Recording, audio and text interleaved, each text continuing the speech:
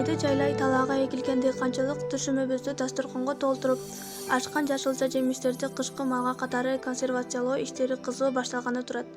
Ал эми кээ бирлери эче гана даярдап сактап коюшту. Кудай буйруса аларды бир четинен кыштын суук мезгилинде ачып жей турган убагы да эми келип калат. Бирок өзүбүздүн үй шартына даярдаган салаттарды эч нерседен чексинбей туруп жегенден тартынбайбыз жана ал салат кандай шартта, кантип даярдалгандыгы эч кимдин оюна да келбейт. Ошол себептен ботулизм оорусунун кайдан келип кантип катталаарына көңүлүңүздөрдү бурмакчыбыз. Ботулизм оорусу тамак аш менен уулануунун эң бир коркунучтуу түрү болуп эсептелинет. Уулануунун негизги себептери болуп, үй шарттарында даярдалган жашылча жемиштерден жасалган консервацияларды пайдалангандык. Негизинен уулануунун 90%-ын козу карын, баклажан жана балыктардан жасалган консервациялар түзөт. Ботулизм оорусунун козгогучу айлана чөйрөдө, айрыкча топуракта, сууда, жашылча жемиштерде, этте, малдын тоюттарында жана башка жерлерде кеңири таралып кездешет. Микробдун өзү эмес, анын бөлүп чыгарган уулары коркунучтуу болуп эсептелинет. Башка микробторго салыштырмалуу ботулизмдин козгогучтары абасы жок жерлерде өөрчүйт жана өзүнүн жашоосун улантуу үчүн капсула пайда кылып, тышкы таасир берүүчү айлана чөйрөнүн шарттарына чыдамдуу касиетке ээ болот.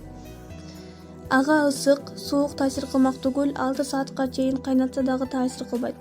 Консервация жүргүзүп жаткан учурда эрежелер так сакталбай калып, микроб түшүп калса, ал өтө коркунучтуу. Себеби микроб үчүн өсүмдүк биологдору абанын жоктугу алардын өрчүшүнө шарт түзөт. Ботулизм оорусунун козголушу канчалык өлчөмдө дозасы түшкөндүгүнө жараша болот. Негизинен уулангандан баштап биринчи белгилери 2-3 сааттан 2-3 суткага чейин узарат. Адегенде көңүл айлануу, кусуу, ич өтү, ич оорусу белгилери менен башталышы мүмкүн. Бирдей убакытта же болбосо кийинчерээк оорунун көзү тумандап, 2-3төн көрүнүп, алыса жакшы көрүп, жакынан жакшы көрбөйт, оозу кургайт, үнү бүтүп, сөздөрү түшүнүксүз болуу менен тамак жана сууну жутуусу кыйындайт. Эгерде дем алуу органдарында парез өөрчүсү адамды акыл сезими сакталып туруп, өлүмгө дуушар кылат. Ошондуктан адамдарда оорунун биринчи белгилери пайда болоор замат тез арада медициналык мекемелерге кайрылып, ооруканаларга жаткырылып дарыланышы зарыл. Ботулизм оорусунун алдын алуу үчүн төмөнкү эрежелерди так сакталынышы талап кылынат. Мүмкүн болушунча консервацияны үй шарттарында азыраак жасалышы, айрыкча туздоо, кургатуу ыкмаларын колдонушу коркунучтуу турбайт. Консервация жасоонун алдында банкаларды таза суу менен жуу талап кылынат. Жашылча жемиштерди консервация жасоодон мурда анын жаңы учурунда щотканын жардамы аркылуу таза суу менен жууш керек.